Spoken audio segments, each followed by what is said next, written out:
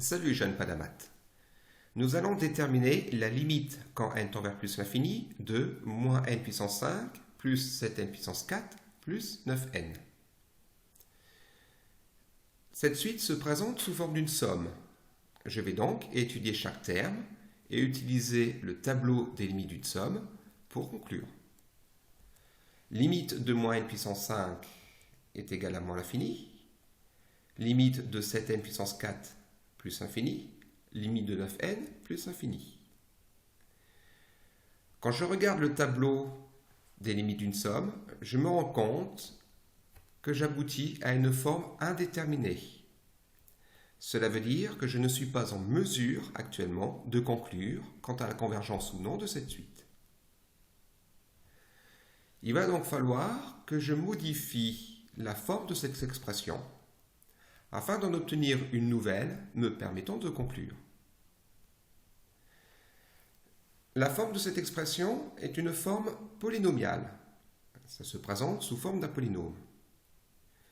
Une méthode ici efficace consiste à factoriser par le terme de plus haut degré. Je commence donc la rédaction.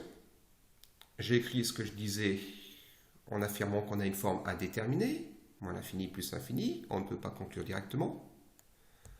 Or, et là je commence ma factorisation en marquant que moins n puissance 5 plus 7n puissance 4 plus 9n est égal à n puissance 5 facteur de moins 1 plus 7 sur n plus 9 sur n puissance 4.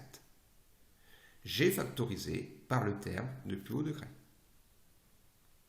Je vais maintenant étudier la limite avec cette nouvelle expression. On a limite de n puissance 5 est égale à plus l'infini.